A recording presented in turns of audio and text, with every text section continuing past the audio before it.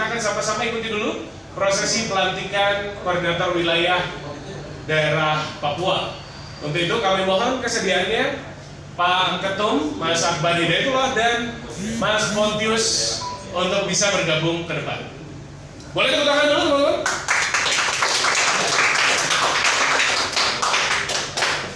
Ya, Mas Pontius di divisi keanggotaan dan mendapatkan tugas tambahan, maka hari ini Pak Ketum akan menyerahkan surat tugas bagi Mas Pontius.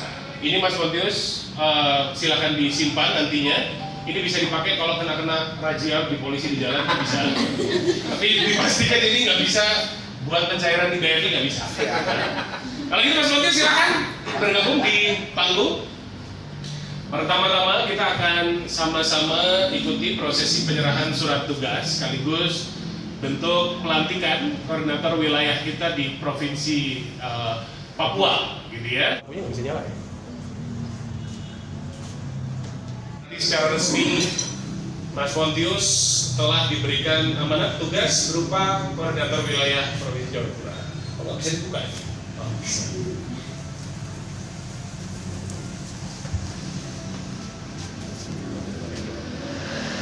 Mau ditunjukkan dulu? Langsung aja. Pakai? Langsung pakai foto pegang dulu. Ya kan? Iya. Ini dipegang lagi. Wih, ganteng sekali ya. Itu nggak usah taruh jadi. Kamu di sini. Biar mau gitu. Prancis ya. Mas Pontius boleh lihat kamera sebentar. Pas pakai. Aman.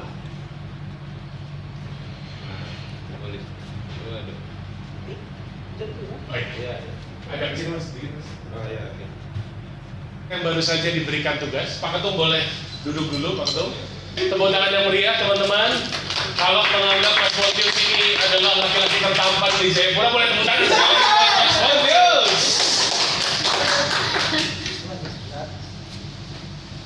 Baik, terima kasih atas kesempatan. Salam Beswan semua. Apa kabar Beswan Jarum hari ini?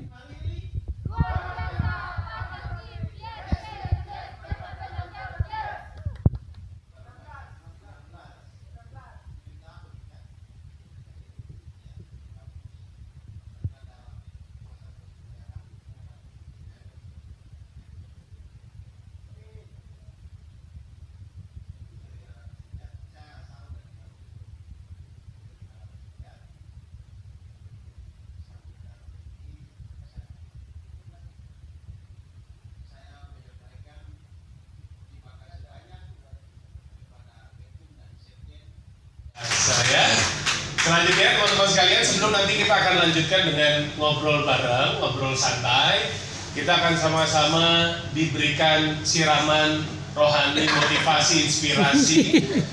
Saya yakinkan pasti teman-teman semua nanti akan terenyuh gitu ya mendengarkan setiap kata-kata dari beliau. Siapa dia? Iya, Mas Bahrul, betul. Itu Mas Bahrul lagi. Oke, teman-teman sekalian, dengan bangga, marilah sama-sama kita sambut Ketua Umum Ikatan Alumni Jarum Beasiswa Plus, Mas Akbar. Janak hanya berkarir di Jakarta sebagai lawyer, corporate lawyer. Kemudian mungkin kita sedikit jelaskan proses panjang perjuangan senior-senior alumni dalam mengusahakan adanya perkumpulan Ikatan Alumni Jarum Beasiswa Plus atau yang kita lebih akrabnya Beswan Jarum. Jadi sebenarnya dari waktu saya terima beasiswa pun itu sudah ada senior-senior kita yang memperjuangkan ini, namun belum mendapat restu dari Jarum karena memang banyak ya kekhawatiran. Salah satunya adalah bagaimana alumni ini bisa menjaga nama baik dan reputasi Jarum sebagai corporate, independensi Jarum sebagai sebuah grup perusahaan besar di Indonesia yang tidak memihak kepentingan, golongan, agama tertentu begitu ya. Nah, kemudian teman-teman angkatan 25, kemudian kemudian angkatan Mas Anggi, ada Kak Puji Prabowo, ada Mas Johan Tektona itu yang menginisiasi ini. Nah, kebetulan saya yang terpilih jadi ketua gitu kan. Mereka yang siapin, saya yang jadi ketua gitu.